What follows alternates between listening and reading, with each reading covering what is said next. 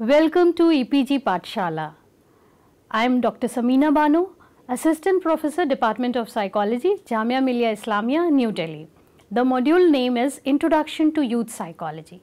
Introduction. Youth psychology, as it is often called, is a discipline of psychology that focuses on the mental, emotional and behavioral needs of children and adolescents. Youth psychology is a field that specifically addresses the development, well-being and functioning of youth or emerging adulthood.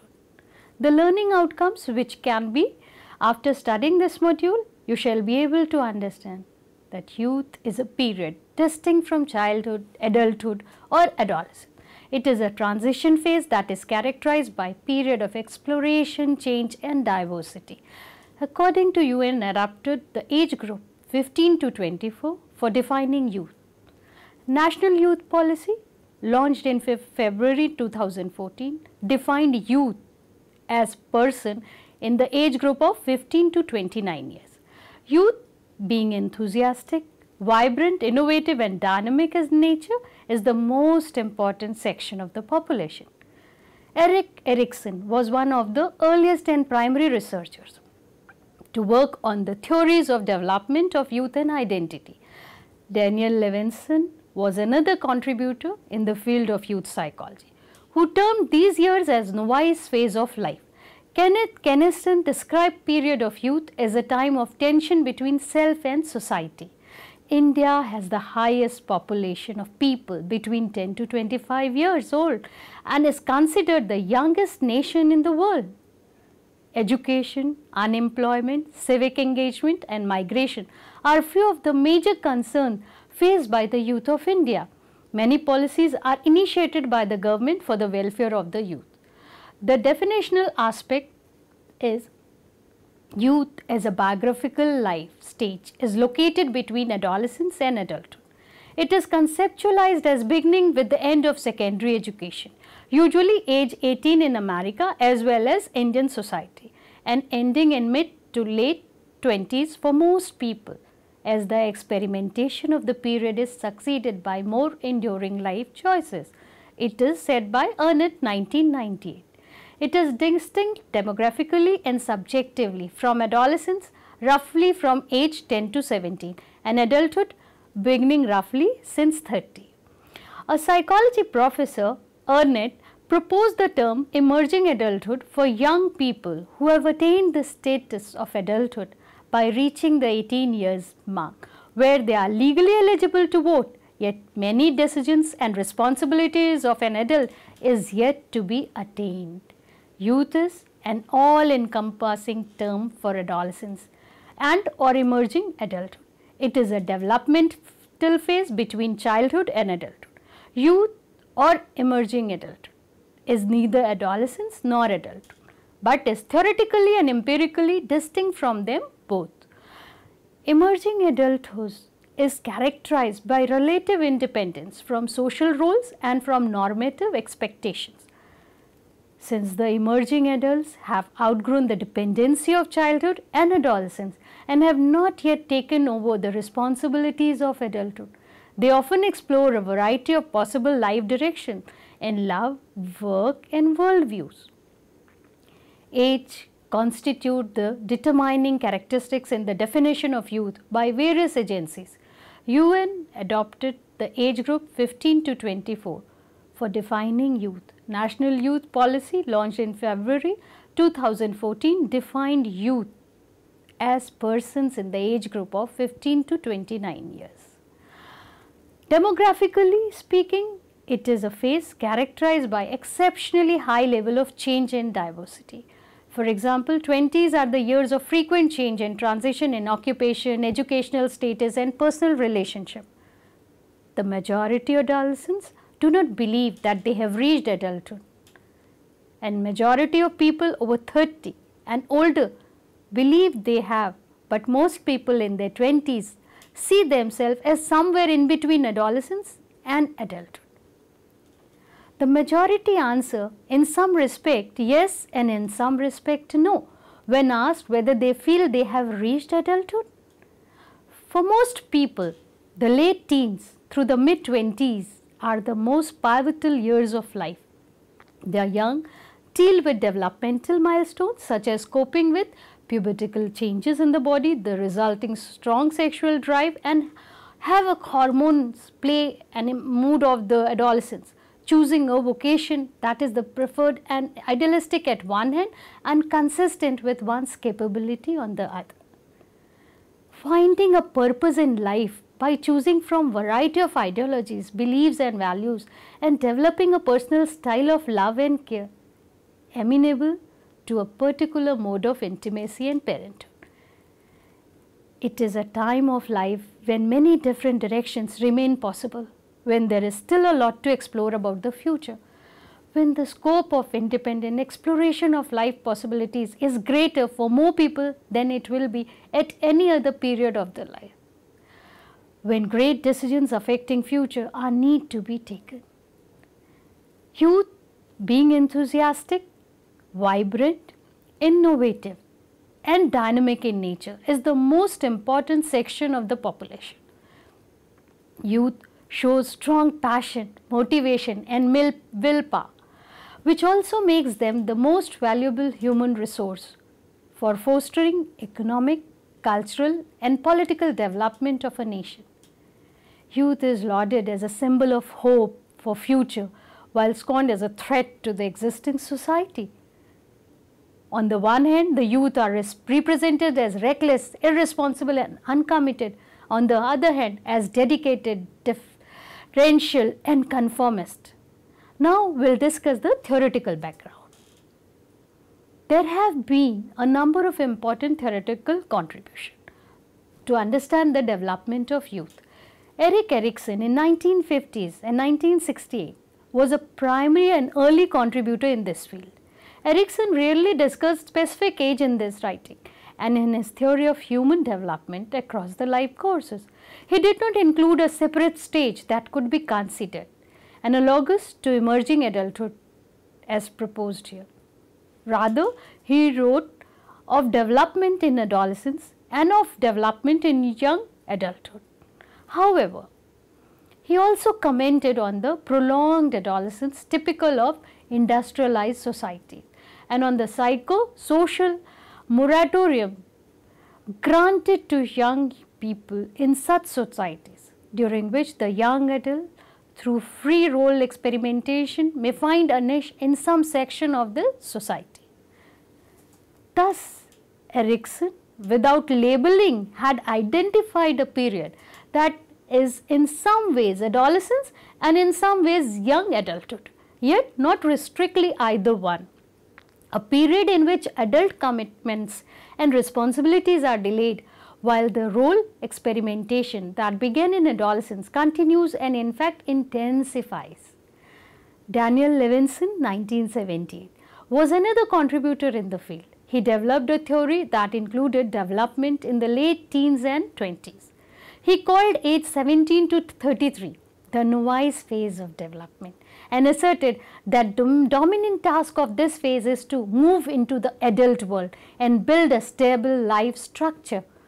According to Levinson, during this period, the young experiences a significant change and instability while saving through the various possibilities in relationship, work and establishing a life structure.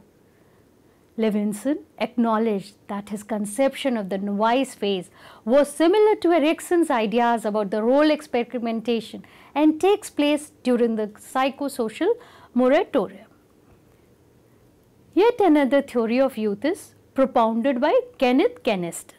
Like Erickson and Levinson, Kenaston 1971 conceptualized youth as a period of continued role experimentation between adolescence and young adulthood.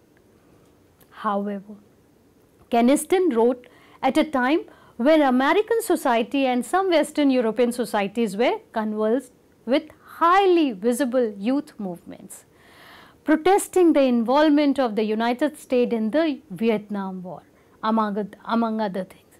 His description of youth as a time of tension between self and society and refusal of socialization reflects that historical moment rather than enduring characteristics of the period. So, this was a theoretical aspect. Now, youth in India. India shares considerable proportion of world population. By 2010, India constituted of 17.8% of the world population, reporting 2.7% growth in its share since 1970. This growth is predicted to continue, and by 2030, Indians would account for 17.97% of global population. India's share in the decennial addition to global population increased from 18.13 during 1970 to 1980 to 22.87 during 1990 to 2000 and is projected to decline to 18.69 by 2020 to 2030. According to World Population Prospects 2015 revision, India has the highest population of 10 to 24 years of age, that is 242 million. Youth 15 to 24 years in Indian constitutes 1/5, that is 19.1% of India's total population. This is according to the census 2011. This puts India at an advantage relative to other countries. India would be a younger nation as compared to other countries. However, there are concerns and barriers that withhold the youth to reach to its utmost potential. However, a negative aspect of the youth population in India is skewed sex ratio. The sex ratio is declining sharply. It has come down to 939 females per 1000 in 2011 and is predicted to decline further by 2020. But a welcome change that witnessed is that the mean age of marriage among females is gone up from 19.4 years in 1995 to 22.3 in 2014. There is a drop in the percentage share of married women in the age group of 15 to 19 years. So this was about the brief in the context of India. Now major issues concerning Indian youths. We will discuss one by one. First, it is education. Education is vital for the development and improvement of the lives of young people globally. It has been identified as an important area in internationally agreed development goals and the World Programme of Action for Youth. Education plays a pivotal role in eradicating poverty and hunger and is promoting economic growth and sustainable development. Increased efforts toward education, accessibility, quality and affordability are central to global development efforts. Worldwide, 10.6% of young people are non-literate, lacking basic numerical and reading skills, and this deficiency means the inability to sustain a living through full and decent employment. This leads to persistently high levels of unemployment and underemployment worldwide. In 2013, about 225 million youth or 20% of all youth in the developing world are idle, not in education, employment or training. Education plays a key role in the full and dedicated participation of youth in the procedure of social, financial and political advancement. A sincere effort is required for improving participation of youngsters, especially disadvantaged youth. It is expected that when the youth acquire knowledge, aptitude and moral values, they would be efficient in their role in the development, administration, social incorporation, resilience and peace in their nation. The persistent gender gap in education hinders youth development. Sub-Saharan Africa's secondary school enrollment rates have increased by 40% from 1999 to 2008, and the number of out-of-school children decreased by about 13 million between 1999 and 2009. In terms of tertiary education, much of the growth in enrollment has occurred in East Asia and the Pacific and not in Sub-Saharan Africa or South and West Asia. These regional inequalities can be demonstrated also by the estimates of literacy rates. Data from 2011 indicates that in developing countries, the percentage of non-literate youth is 12.1%, with Sub-Saharan Africa's percentage standing at 20.6% and South and West Asia standing at 18.5%.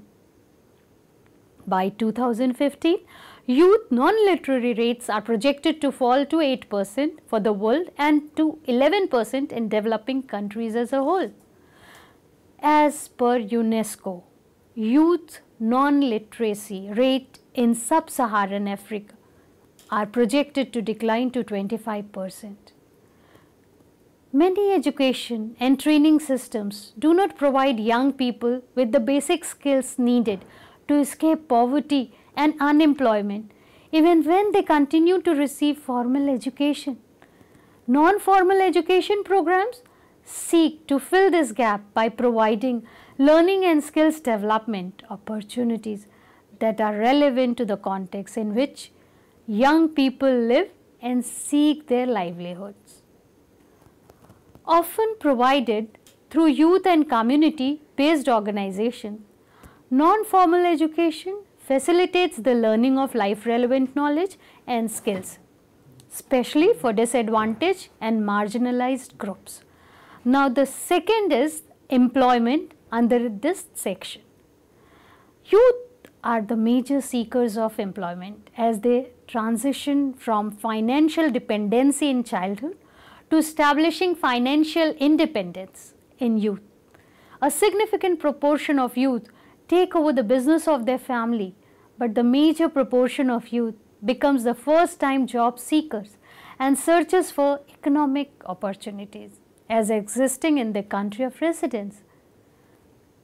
Unemployment do exist in every part of the world, but the rate of unemployment varies from country to country. The global youth unemployment rate is 13.0% for the period 2012 to 2014. Overall, 2 in 5 of the youth is still either unemployed or working, yet living in poverty. As of 2014, 73.3 million youth were unemployed, which accounted for 36.7% of the global unemployed. However, the youth share in total unemployment is slowly decreasing. Adequate employment in a country is not only a boon to the economy, but also is beneficial to the social economic well-being of its population.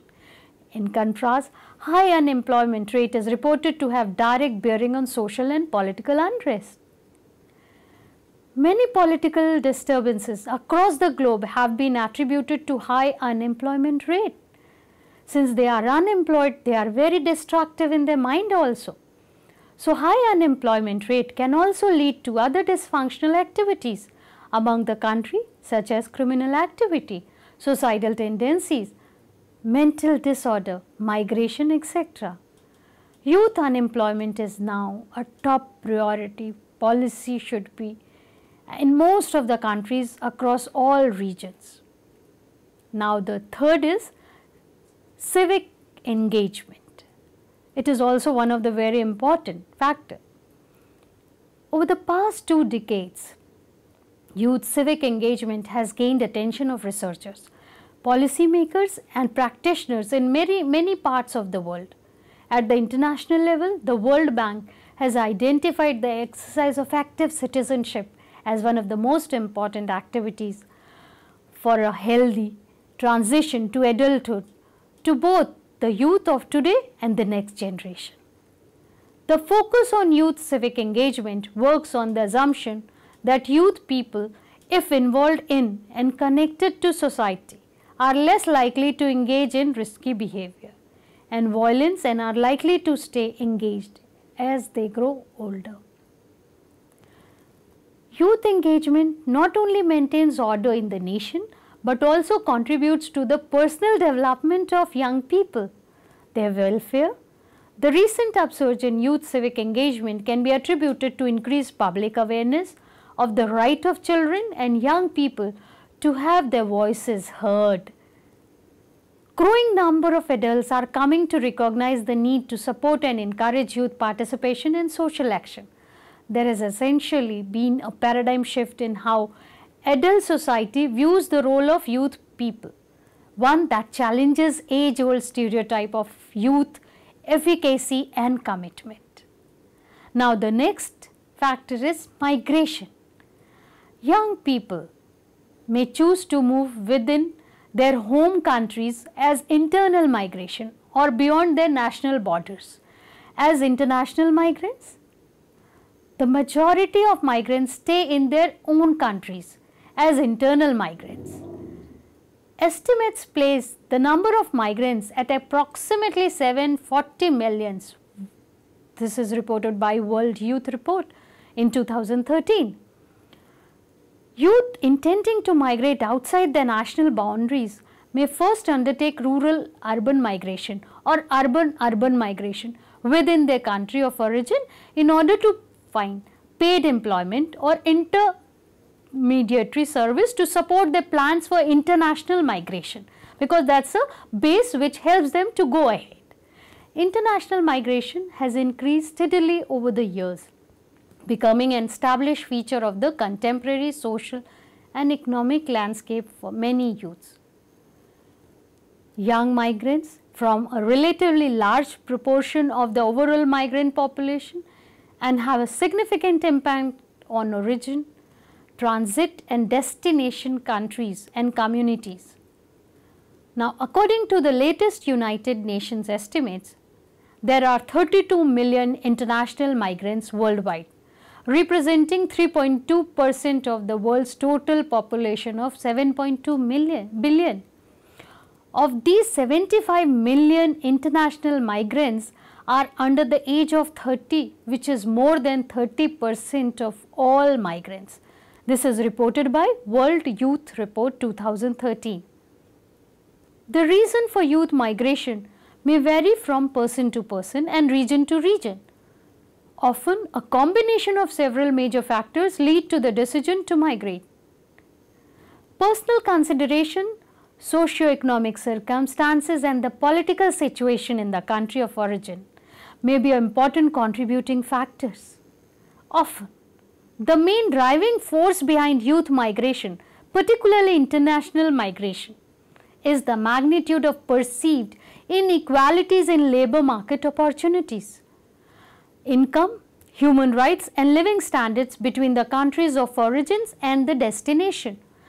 Some young people migrate to escape conflict, persecution or environmental threats. The decision to migrate is often related to the important life transition, such as pursuing higher education, securing employment or getting married. Marriage migration has become a distinct feature of international migration in Asia, as a large and increasing number of youth. Young women from developing countries in the region are migrating to developed Asian countries for this purpose. This phenomena has led to social, cultural and demographic transformation of the communities of origin and destination. Now I will conclude with a summary that youth across the world has been identified as a bearer of fresh energy, vibrancy and numerous possibilities. Youth is also characterized by strength, rebellion, dedication and power to bring forth change in social system. Young people have been central to social change. The political history of the world has recognized numerous incidents that accounts for the contribution of the youth in bringing about revolution and change, the Renaissance. Youth forms an integral part of the country. The youth, full of energy, needs to be channelized and motivated in the right direction to ensure the progress and development of the country. The more they are channelized in a positive way, the more it will be helpful for the society and nation at large. There are concerns that the youth across the world and India faces. It is essential to understand those challenges and barriers faced by the youth, such as the government can take initiatives to improve the state of affairs. When the youth of the country is supported and empowered, the entire country can be assured of progress and betterment. Since youth is an essential and powerful part of the nation, it is of utmost importance to the government. Many policies have to be introduced by the government to work for the welfare of the youth. The National Youth Policy, launched in February 2014, proposed a holistic vision for the youth of India, which is to empower youth of the country to achieve their full potential and through them enable India to find its rightful place in the community of nations. Thank you.